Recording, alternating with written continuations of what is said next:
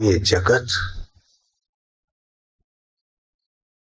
ये दुनिया हम सबको नचा रही है। जयराम जी की कृष्ण सारी दुनिया को नचाने की कला बता रहे हैं। सारी दुनिया और सारी परिस्थितियों को आप नचाने वाले हो जाए। दुख को भी आप नचाइए, सुख को भी नचाइए, जीवन को भी नचाइए, मौत को भी नचाइए, क्योंकि ये कई बार आए और गए। आप दबते गए इसलिए फेल हो गए। अब आप इसको नचाना सिखाइए, आप हो जाएंगे विश्वात्मा, जीतात्मा, परमात्मा समाहिता। आपके जीवन में, बुद्धि में क्या होता है? एक तरफ होती है वासना और दूसरी तरफ होता है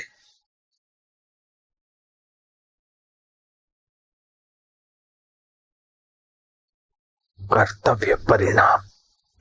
जब आप परिणाम का ख्याल करते तो लगता है कि नहीं करना चाहिए, लेकिन सुख की वासना या दुख का भय न करने जैसा काम आपसे करा देता।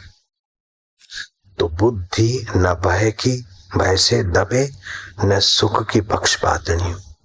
बुद्धि धर्म की पक्षपातनी, सत्य की पक्षपातनी होगी तो वह बुद्धि आपको योग करा देगी ईश्वर आत्मा के साथ। और बुद्धि जब बस सुख की पक्षपातनी होती अथवा भय से दब जाती तो वो फिर अनुचित की खाई में जा गिराती। दुख का भोगी बनोगे तो जड़ता, कायरता और सुख की आशा में कोलू की बैल खिनाई घूमते रहेंगे। दुख सृष्टिकर्ता की देन है। अगर दुख आपके लिए हितकारी नहीं होता तो वो बनाता ही नहीं।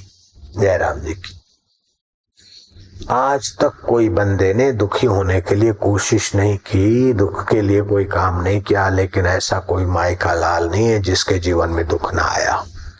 जयराम जी की ये अनिवार्य आवश्यकता है दुख की, लेकिन हम गलती करते दुख के भोगी बन जाते हैं अथवा सुख की आशा में दुख सहते सहते कमजोर हो जाते, भयभीत हो जाते, जड़ जैसे हो जाते। नहीं, आप दुख के भोगी मत बनिए। के प्रभाव से आप दुखी हो जाइए। ऐसा नहीं कि बड़ा दुख और छोटा दुख, दुख दुख होता है, लेकिन दुख के प्रभाव से आप दुखी नहीं होते। दुख के प्रभाव से आप क्या होते हैं कि थोड़ा सा दुखी हुए, फिर दुख मिटाने के लिए कल्पना का जाल बुनते के चलो बीत जाएगा, सुख आएगा। नहीं नहीं, दुख के प्रभाव से आप जागृत हो जाए। प्रलोभन नहीं, सुख का प्रलोभन नहीं चाहिए। तो ये आपकी मौलिक आवश्यकता है कि कभी दुखी ना हो, ये आप चाहते हैं, इसलिए दुख आता है कि आप जगिए। सिद्धार्थ ने देखा कि बुढ़ापे का दुख आएगा, बीमारी का दुख आएगा, मृत्यु का दुख आएगा। किसी का दुख देखकर वे सावधान हो गए और जहां दुख की पहुंच नहीं उसकी खोज करके सदा के लिए निर्दुख हुए और कईयों के लिए निर्दुख के द्वार का प्रचार किया बुद्ध ने। पट्टाचार्य एक सुंदरी थी, किसी सुंदर से उसकी मोहब्बत हो गई। माँ बाप और समाज इनकार किया, फिर भी उसने शादी की और वाराणसी छोड़कर काशी 50 कोस दूर रहने को गई। पति के साथ रही, 2 बेटे हुए। माँ बाप की याद में वर्षों में बीतते बीतते आखिर जोर पति और 2 बच्चों को लेकर पैदल का रास्ता था। बुद्ध के जमाने चलती भाई। एक रात को पति और 2 बच्चे सोए, एक को सांप ने काट लिया, बेटा मरा, दुख का पहाड़ गिरा, लेकिन सह लिया। चलो माँ बाप के पास चल। एक बेटे और पति को ले आ रही। रात को सोए, पति सुबह झरने पानी पीने लेने गया तो शेर ने फाड़ दिया और बेटे को किसी जहरी जानवर ने काट लिया, मर गया। अब तो दुख का वज्र लेप हुआ, लेकिन सुख की आशा इतनी गंदी है कि वो पट्टा क्या करे। माँ को तो देख लूं, बाप को तो देख, आई काशी में, क्या देखती है कि माँ बाप का घर मिट्टी के घर थे, ढहा हुआ है। मेरे माँ बाप कहाँ है? बोले 4 दिन पहले आंधी तूफान की बारिश ने तुम्हारे माँ बाप को सदा के लिए भगवान की गोद में दबा के सुला दिया। हम उसको निकाल के जला के आए, हड्डियां परवान। अब क्या दुख है, पति चला गया, 2 बेटे चले गए, माँ बाप के लिए चल पड़ी थी, वो माँ बाप नहीं मिल रहे, इतना दुख। लेकिन वो दुख की भोगी अथवा सुख की लालचू नहीं रही, बुद्ध के पास गई। बनते बनते बनते बनते ने कहा, जगत दुख है, संसार दुखालय अशाश्वत है। नानक कहते हैं दुखिया सब संसार, सभी धर्म कहते हैं अशाश्वत है संसार, दुख रूप है, दुखालय। सभी शास्त्र धर्म ग्रंथ कहते हैं, लेकिन ये कहकर तुम्हें डराते ऐसी बात नहीं है। महाभारत कहता है प्रिय का वियोग, अप्रिय की प्राप्ति, इसे दुख कहते हैं। दुखम इष्टम वियोजनम, प्रिय का अलग हो जाना दुख है। नास्ति राग समम दुख, 175वां अध्याय 35वां श्लोक। नास्ति राग समम दुख, राग ही व्यक्ति को दुखी करता है। 204 9वां अध्याय। इंद्रियों के क्षुद्र विषयों में फंसे रहने में मनुष्य दुखी रहता है। सुखम दुखांतमालयस्य, जो आलस करते हुए बाहर से सुख मिलता हुआ भोगते रहते हैं, वे पराधीन और अधिक दुखी होते हैं।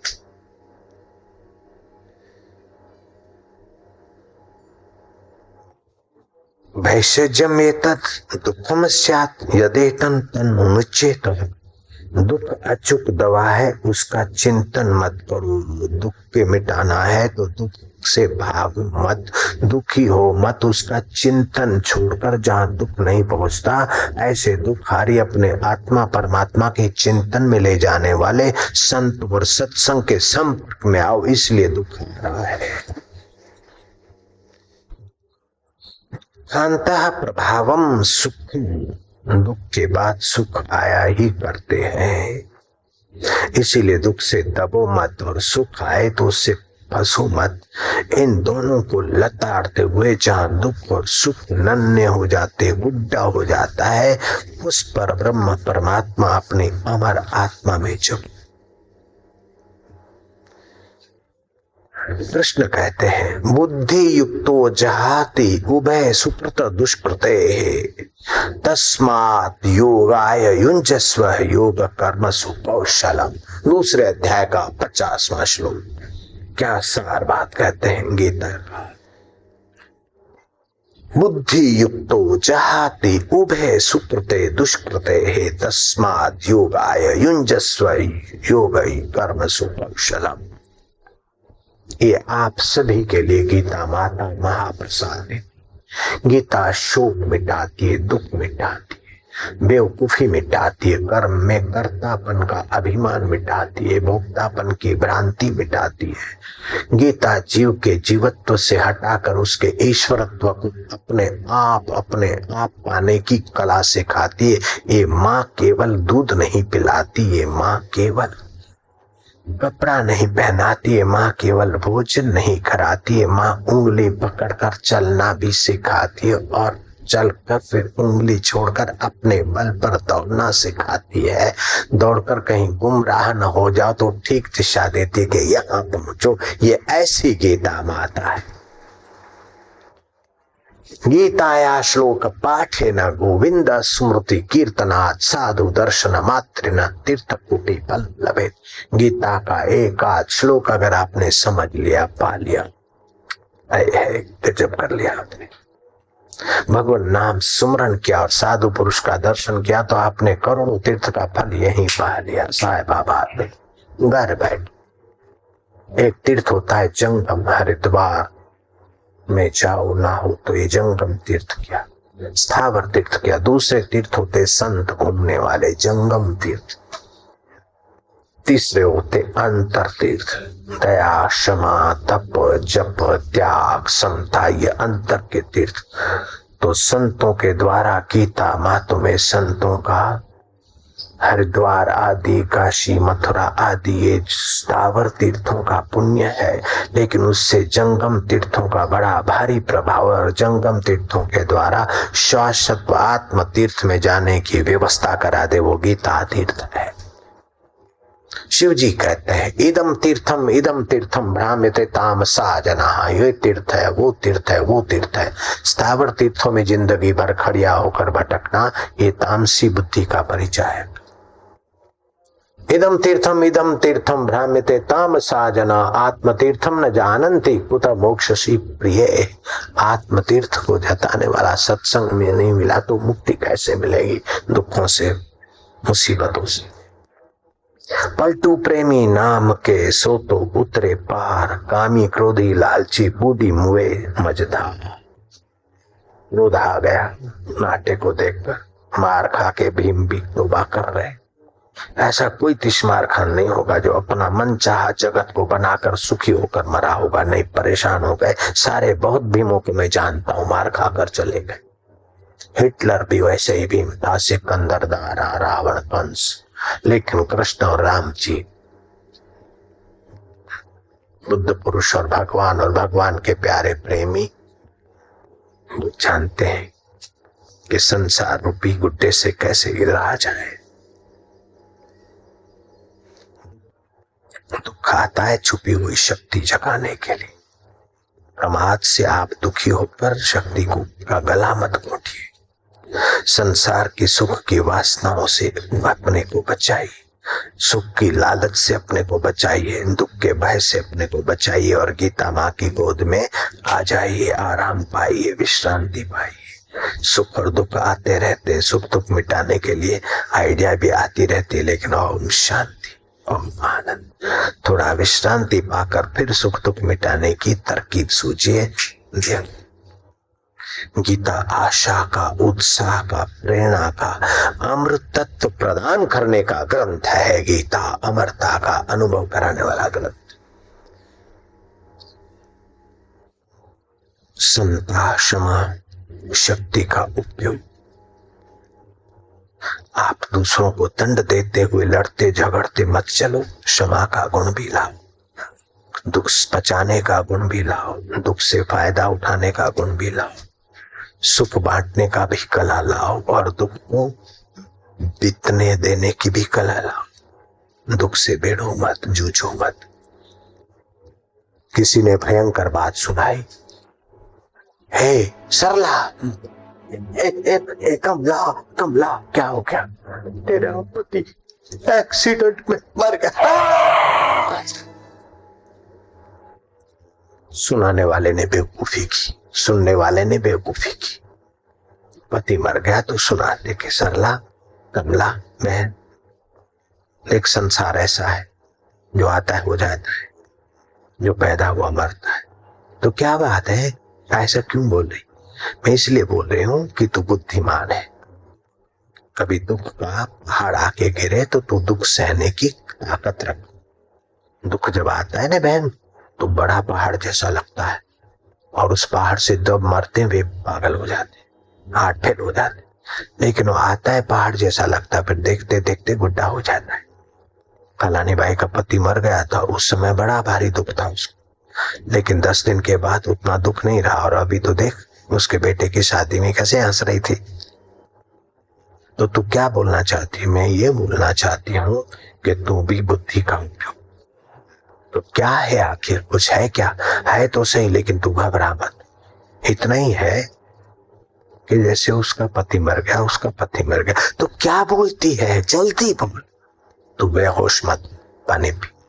मैं ये बोलना चाहती हूँ कि दुख सुख आते रहते, संयोग वियोग आते रहते। तेरे पति का तो क्या हुआ? जल्दी प्लीज। मैं नहीं बताती, नहीं बताती। तू कहाँ रोती तो मैं नहीं बताती। नहीं नहीं, मैं हिम्मत रखती हूँ। मेरे पति का जन्म हुआ था, तब से निहित था कि किसकी कहाँ क्या होना, तो आज मृत्यु हो गई। इसमें विवल होने की जरूरत नहीं, उपाय करो उसकी सदगति। सुनाने वाली ने दुख का समाचार नहीं सुनाया, दुख झेलने की अक्ल दी, दुख का सदुपयोग करने की अक्ल दी, और दुख के सिर पर पैर रखकर पति की सदगति करने की अक्ल दे दी। शाबाश है देवी, तू सत्संगी है, तेरा सत्संग सफल हुआ। तुझे तो धन्यवाद, तेरे गुरु को 1000 बार धन्यवाद जिसने ऐसा ज्ञान समाज को दिया। मंगलमय जीवन मृत्यु पुस्तक ले जाना, आपके घर में कभी न कभी मौत आएगी। महाराज ये क्या बोल रहे हो? हम झूठ नहीं बोलते। जयराम जी की, कभी नानी की, कभी दादा की, कभी किसी की भी आएगी। जयराम जी की नहीं तो आप ही की आ सकती। घर में पड़ी रहे वो मंगलमय, वो पढ़ ले, अभ्यास कर ले। जब किसी की मृत्यु आई तो आप दुख के भोगी मत बनिए। दुखालय संसार से दब मरिए मत, भीम की नाई मार मत खाइए, कृष्ण की नाई दुख को गुड्डा बनाइए। बीमारी भी आती है, घाटे भी आते हैं, अपमान भी आता है, आप नहीं चाहते, फिर भी ये सृष्टिकर्ता की व्यवस्था है। आपका विवेक जगे, आपका वैराग जगे, आपका ज्ञान जगे, आपकी सूझबूझ जगे, और आप उस सृष्टिकर्ता के अनुभव को अपना अनुभव बनाने वाले सत्संग को पाकर अमर पद की यात्रा कर लें। मैं ले चलता हूं बुद्ध और पट्टा के पास। पट्टा को बुद्ध ने सत्संग सुनाया। संसार दुखालय है और दुख अनिवार्य आवश्यकता है। और तेरे 2 बेटे मर गए, पति मर गया, माँ मर गई, बाप मर गया, क्या एक ही जन्म में मरे? कई जन्मों में तेरे बाप, पति और माँ बाप मरते चले आए, तू भी मरती चली आई। इसमें नया क्या हुआ है? नया तो तुम्हें करना है पट्टा, बनते नया में अब क्या करूं? आत्महत्या के सिवा नहीं, आत्महत्या महाकायरता है पट्टा। मूर्ख मत बन। बनते क्या कर? जहां दुख की पहुंच नहीं तो वहां पहुंच के देखा। जहां मृत्यु की दाल नहीं गलती पट्टा, तो वहां जा। बनते से दीक्षा ली, भिक्षुणी बन गई, और उस पट्टा विधवा ने दुख के पहाड़ जिस पर गिरे थे उसने मौन रख लिया, साधना की। धीरे धीरे मन सूक्ष्म हुआ, सूक्ष्मतर हुआ, सूक्ष्मतम हुआ। दुनिया के इतिहास को देख लो, सभी धर्म पंथ मजहबों को देख लो। पट्टा ने जब मौन खोला और प्रवचन किया, उसका प्रवचन नहीं था सत्संग। 500 महिलाएं बैठी थी, 500 की 500 महिलाएं साध्वी हो गई, भिक्षुणी हो गई। सुखी होने की लालच छोड़ दी, पति को चिपकने से सुख मिलेगा नहीं, जहां सुख ही सुख है और दुख की दाल नहीं गलती, बस भिक्षुणी बन गई। 500 महिलाएं साध्वी बन गई। नारायण नारायण नारायण। तो आज आप भी, और कोई नहीं तो एक बात संत की मान लो कि बापू जी अब दुख आएगा तो हम उतने नहीं दबेंगे, दुख का उपयोग करेंगे, और सुख आएगा तो उतने नहीं डूबेंगे। मूर्ख मक्खियां होती है ना तो चाशनी की कढ़ावे में जाती है और डूब मरती है, और सियानी मक्खियां होती है तो कढ़ावे के किनारे मजा लेकर। मूर्ख बंदर होते ना तो सिकड़े मुंह के बर्तनों को गाड़ देते शिकारी, और फिर उसमें अखरोट, छुआरे, गुड़, चने, मूंगफलियां ये डालते। फिर वो बंदर क्या करते, हाथ डालते तो मुट्ठी भर जाती, फिर वो फंस जाती मुट्ठी।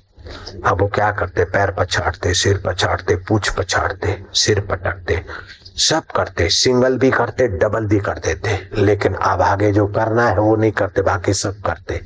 क्या हम उनकी नकल नहीं कर रहे हैं? वो पकड़े रखते, छोड़ते नहीं, पर बहुत दुखी होते। अंत में शिकारी आता है, गाले में फंदा डालता है, हाथ में जोर से डंडा मारता है, छोड़ते। तो क्या आपके पास भी ऐसा शिकारी नहीं आएगा?